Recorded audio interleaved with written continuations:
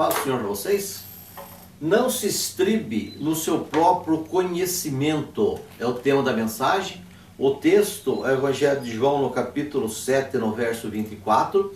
Eu sou o pastor Arnaldo, da Igreja Shekinah de Deus. A série é O Pregador. O meu lema é A Verdade que Liberta, que é o que eu pretendo trazer para você. A nossa intenção é gravar todo o Evangelho de João comentado. E se você clicar nesse link aí embaixo, você vai ouvir todas as mensagens. Aqui estou eu, com a minha Bíblia aberta, e fala assim a palavra do Senhor. Vamos aprender de Jesus, que ele fala assim: não julgueis, falou Jesus, segundo a aparência, mas julgai segundo a reta justiça. Quando Jesus fala para a gente não julgar segundo a aparência, segundo a reta justiça, não é apenas a vida das pessoas, das outras, mas também o plano de Deus, a obra de Deus, a pessoa de Jesus. Porque se eu faço um pré-julgamento de outra pessoa, eu posso me equivocar, eu posso ter problemas. Mas se eu fizer um pré-julgamento, eu tiver um preconceito da pessoa de Jesus, se eu me estribar nos meus próprios conhecimentos para entender Jesus ou entender Deus, eu vou ter problema. Então Jesus falou assim, Jesus disse, se você quiser entender Deus e a obra de Deus pelo seu próprio conhecimento, seus preconceitos, você vai ter problema. Então não julgue pela aparência, mas julgue pela reta justiça. Quer dizer, preste atenção. E não pelo que você está vendo, pelo que está acontecendo. Daí aconteceu que então alguns de Jerusalém diziam, não é este aqueles que procuram matar? Não é esse aí que estão pensando em matar? Ele está aí livre lá. E ele aí está falando abertamente e nada lhe dizem.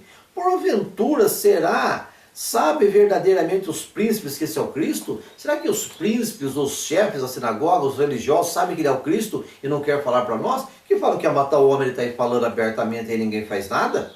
Todavia, bem sabemos de onde ele é. Será que ele é o Cristo? Não, eu acho que ele não é o Cristo não, porque nós sabemos de onde ele é. Mas quando vier o Cristo, ninguém saberá de onde ele é. Então é uma coisa interessante. Mas será que ele é o Cristo? Não é o Cristo? Falam que os chefes religiosos falam que querem matá-lo. Mas por que falam que querem matá-lo? Mas ele está falando abertamente no templo e ninguém faz nada. Não, acho que ele não é o Cristo não, porque o Cristo quando ele vier, ninguém vai saber de onde ele veio. E esse a gente sabe, esse veio da Galileia, o pai dele é José, a mãe é Maria, os irmãos dele é Judas, Tiago, as suas irmãs estão aí entre nós. Então não é ele não. Porque quando o Messias vier, ninguém vai saber de onde ele vem. Então eles fizeram um pré-conceito, eles fizeram assim, julgaram segundo o seu conhecimento, se estribaram no seu próprio conhecimento.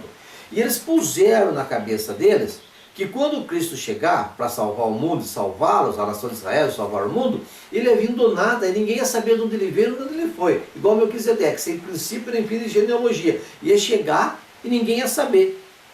E Jesus eles sabiam, então eles achavam que não podia ser daquela maneira. Isso aí atrapalhou muito a vida dos judeus. Muito, muito, muito.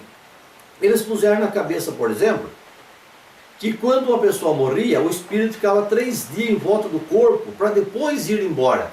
E eles, se eles conceberam isso, se é de filosofia, se é de outras religiões, grega, por exemplo, eu sei que Jesus ressuscitou muita gente e eles não conseguiam ver aquela ressurreição como um milagre grandioso, porque eles estavam esperando que, como Jesus fez com Lázaro, que primeiro Jesus esperou 3 dias para depois ressuscitar Lázaro.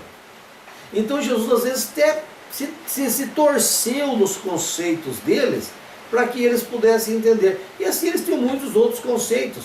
Eles achavam, por exemplo, que quando o Messias viesse, ele ia curar um cego, um paralítico, um leproso, um cego, um paralítico, um leproso e ressuscitar um morto. Eles achavam que o Messias tinha que fazer esses 4 milagres para se declarar como Messias. E Jesus fez esses 4 milagres. E assim mesmo eles não conseguiram enxergar.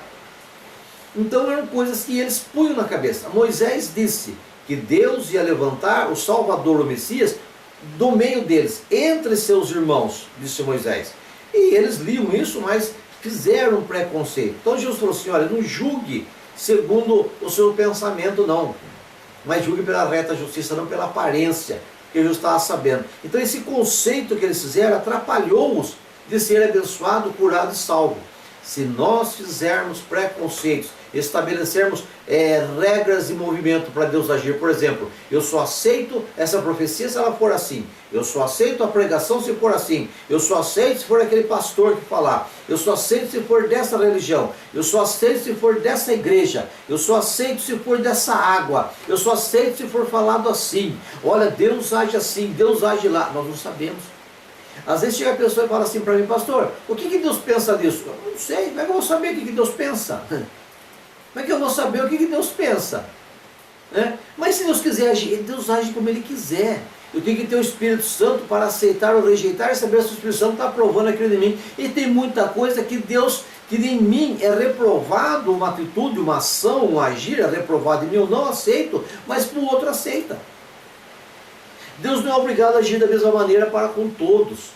E se eu ficar traçando métodos, maneiras e jeitos para Deus operar na minha vida, tanto cura, libertação, profeticamente, direção, como também para a salvação, eu vou acabar impedindo o Espírito Santo de agir na minha vida, vou acabar impedindo Deus de agir na minha vida, porque Deus não tem compromisso nenhum de agir segundo os meus conceitos. Porque Deus é Deus, Ele age como Ele quer. E Ele faz como Ele quer, da maneira que Ele quer, usa quem Ele quer. Ele não é obrigado a andar pelo que eu pré-determinei, mas sim pelo que Ele faz, porque aí está a soberania dEle. Porque Ele tem misericórdia e que Ele tiver misericórdia, Ele se compadece de quem Ele se compadece e não depende de mim para esse julgamento. Vamos aprender então de Jesus e procurar pelo Espírito de Deus que habita em nós, entender a obra de Deus, mesmo quando não estamos entendendo, mas procurar aceitar o agir de Deus, sabendo que é o melhor para a nossa vida, e não traçar maneiras e meios para Deus agir, para não impedirmos o agir de Deus. Fui, eu volto daqui a pouco, que Deus te abençoe.